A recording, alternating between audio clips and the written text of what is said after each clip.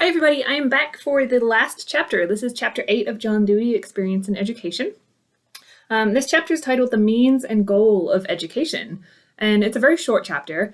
At the end of it, you'll kind of figure out that the means and goal of education is something that John Dewey doesn't tell us. He leaves it up to us at the end as educators and as instructors. He kind of encourages us to find our own means and goal of education, which is really cool. And I think that is the whole idea of progressive education. Remember that it is learner-centered. And so if we take one mean and one goal of education, it doesn't cover all of our bases. And so that is why I think at the end of this chapter, John Dewey kind of leaves it up to us to say, you're an instructor, go off into the world and take all of my advice and figure things out on your own. It's a really cool way to end this book. I have a ton of ideas from this chapter, even though it's 2 pages long. So he opens this chapter. He kind of mentions that in order for education to accomplish its goal, Dewey assumes that it's better for the individual. And, he says that the basic goal of education is to better the individual. So we choose educational opportunities because we think it's going to have a lasting impact on our life, which is true.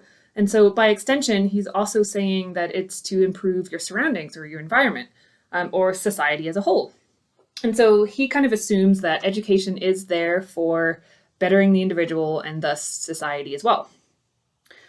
But he says in order for education to have that goal, it must be based on experience. And so he's saying it must be based on experience in order for it to achieve its goal of bettering the individual and the society. I wholeheartedly agree with this.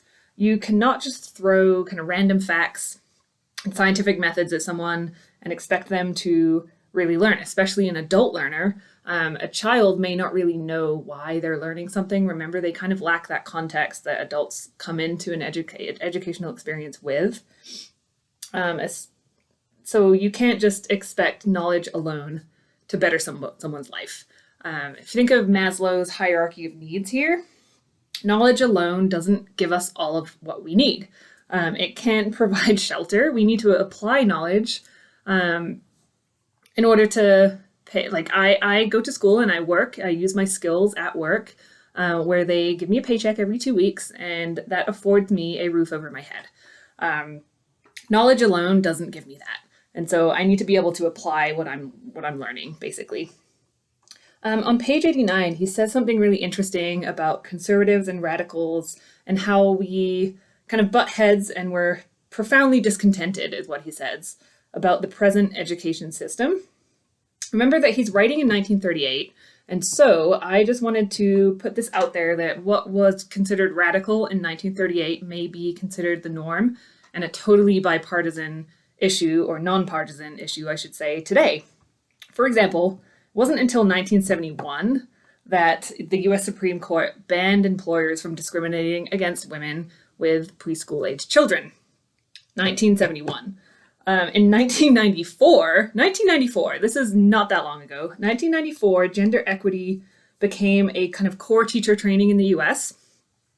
And then, more surprisingly, 2013, which was, I hope I get this right, 8 years ago now, 8 years ago, the ban against women in combat positions in the military was lifted, 2013. And so you can see, like, 1938, what was radical back then is the norm today. So going back to that conservatives and radical idea, we don't agree in which direction education will and should go in.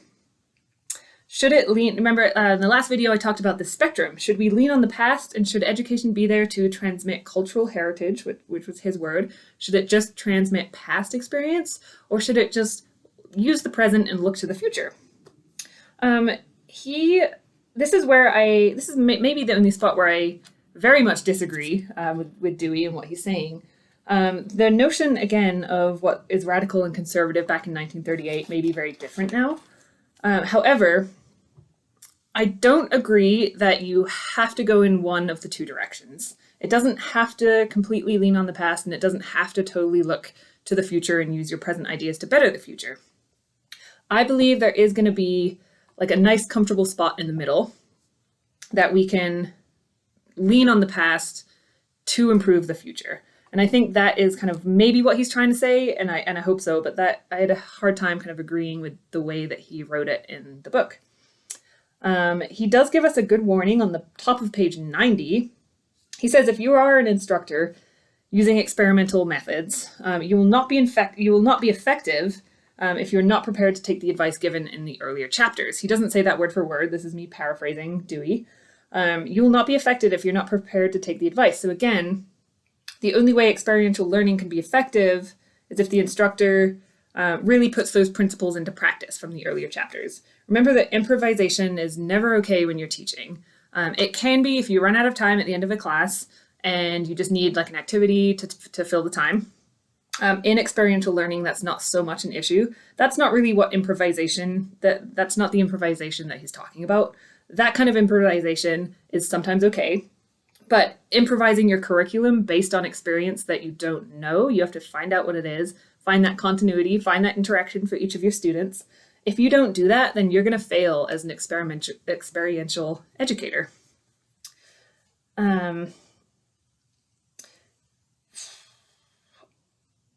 Sometimes as an instructor, you might think that experiential learning, implementing this would be easier than traditional learning, because in traditional learning, you're up there at the front of the class, literally directing the lesson.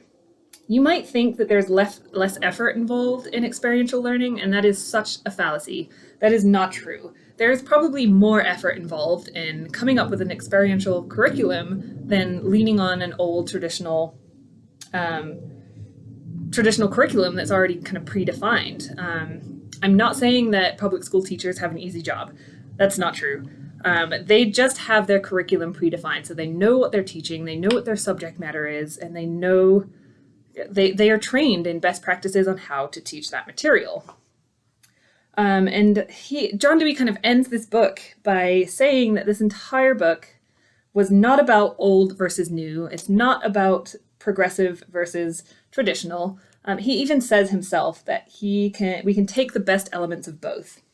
And he urges us as educators to find out what education really is. So this is where he kind of leaves it open-ended for us.